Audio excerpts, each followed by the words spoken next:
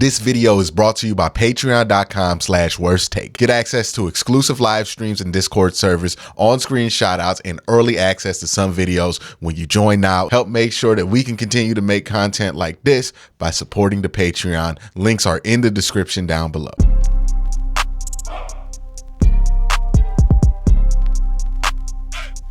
A lot of times people will say a take ages bad or ages good, but I don't really think it's as simple as like it ages in one direction or the other.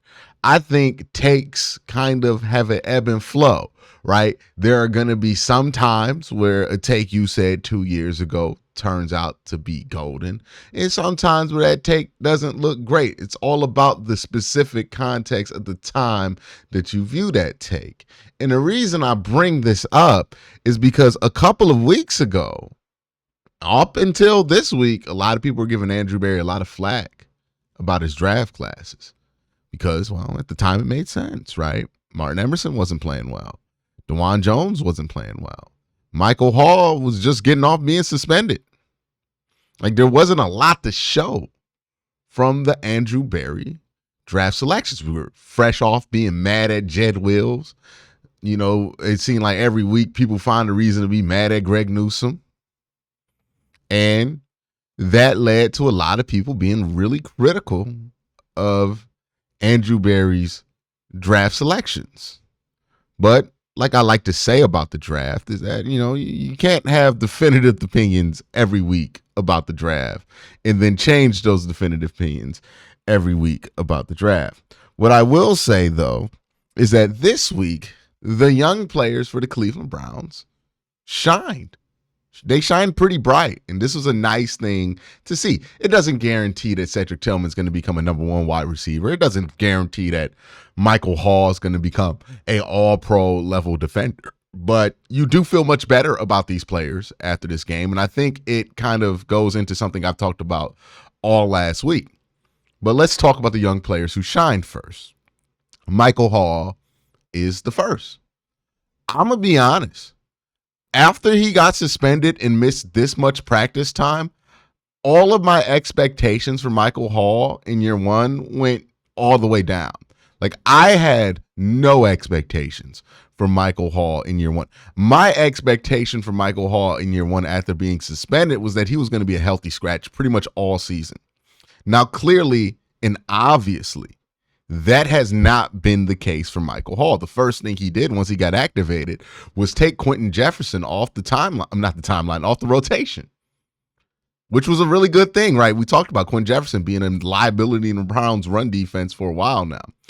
And then once that happened, he started to do more than just take him out the rotation and be better by virtue of just having him out there. He started to become a factor. He played really good versus the Cincinnati Bengals, and he played really good this week. And I think it's time for me to do a film breakdown exclusively about Michael Hall sometime this week because I think he deserves it. He's been playing really good football. He was able to, they used him at edge. Like that one time they had him at, I think they had him at the 5 alignment and they put Miles at 4-eye power edge. That's just crazy versatility for a 3-tech. Right? Like 3-tech, you're usually playing in between the guards. This guy was outside the right shoulder. I mean, not the right shoulder, the left shoulder of the left tackle and the right shoulder of the tight end with Myles Garrett inside of him. Basically doing what usually is like the Za'Darius Miles alignment. And he got a pressure on it. Like, there's a lot to be excited about with Michael Hall. And he's a better run defender than I would have assumed. I really thought he was going to be a liability this year just because he just missed too much time in training camp. He missed too much time during the season. And defensive tackle is one of those positions where you really need to get like strong early. And like another thing to not forget about this guy, he's 20 years old. And playing football in the trenches is a grown man's game. So I'm like, I thought he was going to need a year of strength and conditioning. I thought he was going to need a year of just having a normal season. But the way he stepped up after how his rookie year has started is very encouraging at the age that he is, that he's able to be productive for this team and play consistently for this team. I mean, that's very encouraging. I'm very excited about Michael Hall. That was a second-round pick that got a lot of criticism, and rightfully so, because the Browns do need a left tackle. We're going to talk about that in a second. And there were a lot of tackles available. So if you draft Michael Hall, he's got to be worth it. And you got to think that he's better than having some of these tackles that came up, right? The Roger Rosengardens, the Kingsley Sumatias, guys who are starting on NFL offensive lines right now. And it didn't look good for Michael Hall at the start of this season. But the last 2 weeks versus division competition, I'm encouraged by what we've seen out of Michael Hall. I think this was a really good showing for him. Another young player that I thought had a strong showing, Mahmoud Diabate. Now, what I liked about Mahmoud Diabate is that when he made mistakes in this game, he didn't let that drag him down, right? Like some players, they make a mistake and they spend the whole game afraid to make another one. Mahmoud made a couple mistakes in this game, right? Missed a couple gabs, over pursued sometimes, got a face mask penalty, but that did not stop him from being aggressive and going downhill. And that, to me, really encourages me because I'm like, okay, that could be a good player. Because there's a lot of talented players that once they make a mistake, they're so afraid they can never play at that high of a level. But Mahmoud seems to have that gene in him where he can make that mistake, correct it, and then get back out there playing as confident as he ever was. So I really like that out of Mahmoud. That's an undrafted free agent that they have there at the linebacker spot. And then they're going to need guys to step up at that linebacker position. Jordan Hicks has been in and out this lineup. We are down to playing Devin Bush and Mahmoud Diabate. We got to have some guys step up at that linebacker position sooner than later because I don't love where that room is right now. And hopefully JOK's situation was much less severe than it looked and he can come back and play this year. It's great to hear that he has movement in all his extremities, and I do not want to rush him back if he is not ready to play. But if there is a chance that this was more of a precautionary situation and he just had a stinger, but they want to be very sure, I understand that. And if he can get back as soon as possible, they need him because they're running thin at linebacker, really thin at linebacker. But Mahmoud, I thought, gave you some really positive snaps here today. Let's move over to the other side of the ball. Dwan Jones. I've been giving Dwan Jones a lot of flack. And it's not the same flack I think other people have given him, right? Because I think a lot of people are writing off a lot of Dwan Jones's issues this year on him being overweight because that's fixable. But my issue with Dwan was that I did not think his issues this year had to do with him being overweight. I think his issues had to do with him being lackadaisical in his effort at times. And that's a much more scary criticism because, you know, that could be something that lingers. But I wanted to see who Dwan Jones would be in this kind of a situation. The team's 1-6. There's not a lot to be motivated for. And you've been on the bench for 2 weeks, right? The big concern about Dwan is that he checks out. The big concern about Dwan, right? He fell because teams weren't sure about his motivation, his love for football, right? Well, let's see if you love football. Your team's 1-6. You're playing the Baltimore Ravens. You've been benched the last 2 weeks. And now you're playing left tackle. Let's see how you come out. And I thought Dwan came out, played a solid game. Now, keep in mind, like the Ravens' edges aren't where they hurt you. The Ravens' edges aren't tough at all. They're pretty weak, to be honest. Like it's like Calvin Noyes, like their best edge, and he's not really somebody they send off the edge all the time.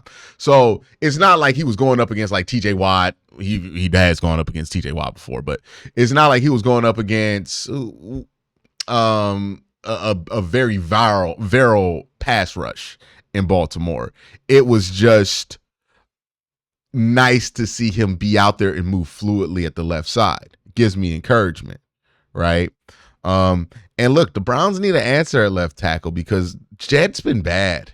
Now, I think a lot of that can be remedied with just how Jameis helps you play in the pocket. And again, it's something I'm going to talk about in a second here. It's bigger than just these players having a good game. But I thought Dwan, I liked what we saw out of Dwan. I'm not willing to write off his problems. It's just, he's overweight this year. I think it's easy to project that to Dwan because he's giant. He's 400 pounds, right? And when somebody's 400 pounds, it's real easy not to notice the extra weight that they carry when they're playing good. But when they playing bad, you're going to project onto it and think he's out of shape. I don't think he's out of shape. I don't think that's the case. Because he's had good games when he's looked like this before, and he's been able to move well when he's looked like this before. It just seems like he has an issue with consistency, and it's mentally with him on that consistency. But I like that they worked with him and were able to figure that out. And shout out to Andy Dickerson, who's been taking a lot of shit this season because he got these guys ready this week. You didn't have nearly the amount of penalties on the offensive line as we had in previous weeks. So good job there by Andy Dickerson getting these guys ready for a different style of quarterback. And then the last young guy I want to talk about is Cedric Tillman. I thought Cedric Tillman played not just a better game, but like the best game I've ever seen him play. And I thought last week's game wasn't as good as the stats made it seem like, because he had like 80 yards last week, but he really made a couple of boneheaded mistakes that I just had a hard time getting over last week.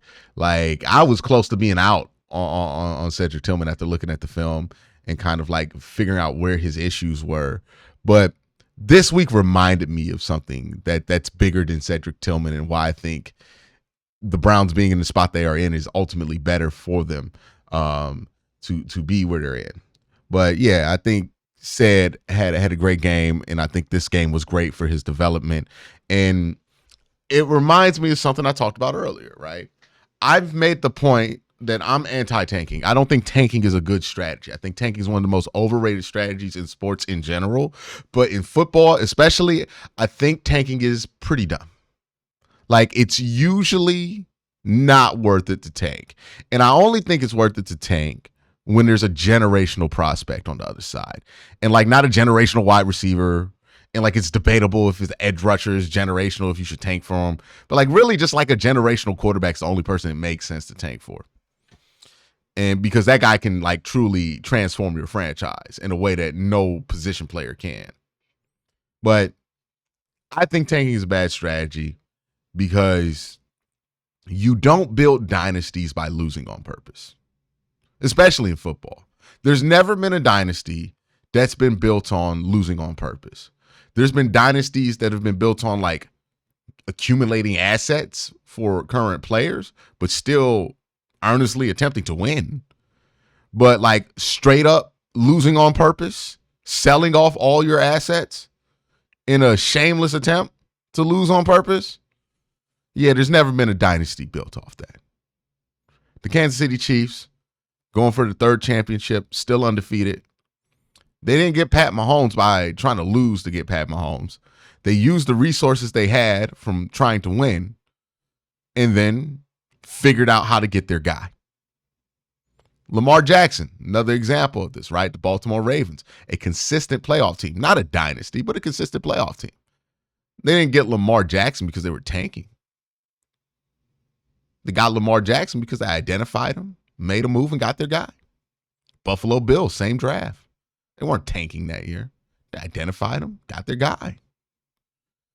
They used the resources they had from trying to win. Meanwhile, the teams that be tanking, they don't really got much to show for it. Remember when Miami was tanking? What they got to show for it? They got 2 wins. They got Tyreek Hill. They got $60 million in wide receivers right there. And all that tanking. And they got 2 wins right now. See, Cleveland Browns got the same 2 wins. They're the other team that shamelessly tanked. Tanking doesn't do much for you, because winning is important for player development. It's important for growing a culture in your locker room. And the reason I say that is not just emotional. Oh, it feels good to win, that's why you want to win. No, it's far more functional than that. Look at the progress that Cedric Tillman made today, because the Browns went out there earnestly tried to win against the Ravens. They gave this guy opportunities to make some big plays and some big moments. And you know what? I bet some shit sticks with Cedric Tillman because of this game. Winning and doing stuff in a win, it sticks. And we all know this. You don't have to be a professional football player. You don't even have to have played a single down of football to understand this, because this is universal. When you have success doing something in a different way, it makes that thing that you're trying to learn sticking in your brain a lot easier. I remember when I was a kid playing baseball, and my dad used to always tell me, keep my elbow up, keep my elbow up, keep my elbow up. And I never remembered to keep my elbow up until one game I just decided to do it to shut him up. Got my elbow up. I hit 3 balls out of like 4 plate attempts, and we won that game. And after that, I always kept my elbow up. My dad been yelling at me for years about keeping that damn elbow up. All it took me was one good game with my elbow up. Now my elbow is up all the time like Ichiro, trying to keep my elbow up. Winning cements good habits. Winning creates good habits. You create good players or develop good players, and winning is an integral part to doing that. See, when people talk about tanking, they're just talking about asset accumulation, but they're never talking about player development, though. You ever notice that? It's all about accumulating the assets and getting the assets. But is it ever about developing the player? Because if you're losing on purpose, you're not developing players. It's really that simple. Myles Garrett took a leap in his career in 2020 when the Browns started to try to win with Myles Garrett. It's that simple. It's really that simple. You try to win, you put players in a position to win, and then you start winning, and these players start figuring things out. You develop more successful players. I know Browns fans have this tendency to do this thing where we say, oh, it's unfair that Green Bay always has a franchise quarterback, or that the Kansas City Chiefs always have a good quarterback, or insert good team here. They always seem to have a guy ready afterwards. But we never really evaluate that, right? We always just kind of write it off as luck. Oh, they're lucky. That's why they get franchise quarterback after franchise quarterback. But that's not luck. That's them being stable, having a system, then drafting a player who fits that system, developing that player in that system, and allowing that player to play when they can win and cement the right lessons that need to be cemented in order to be the quarterbacks they need to be. That's why some of these teams go back to back. It's the stability. This is what I mean by winning is pro player development. And tanking is anti-player development. If you want to get a bunch of good, talented players who are going to reach their peak somewhere else, go tank. Do that. Go tank. You get a lot of good players for some other teams on some discounts. Like, I think other GMs love tanking because there's no better way to get a bunch of good players on a discount, or talented players on a discount, than when a team decides they're going to tank. Look at all these teams that tank. They be letting these first-round picks go. Second-round picks go to teams. So, yeah, if you want to give a bunch of teams discounts on prospects that you like and possibly have ruined, go tank. But if you want to develop players, you got to win. We have seen more growth out of Cedric Tillman in his one game than his whole 2 years here, because he was put in a position of prominence and he was put in a position to win. And you know what? The Browns winning today and him having that success, that's going to cement some good habits. You might see a turn from Cedric Tillman. Same thing happened with David Njoku. The Browns put him in a position to win, and things started clicking with him. This is why it's important to earnestly try to win no matter what, because that's how you develop players. That's how you develop culture. And you can't develop a quarterback if you don't have the players to prop that quarterback up when they're young, and the culture to make sure that player develops properly. That's my 2 cents. I'm excited about how the young players played today. Hopefully the Browns can continue to win and end this season with a really respectable record. But as of right now, got to take it 1 week at a time, but I'm really happy with what we saw this week versus what is going to be a really good Baltimore team. Peace.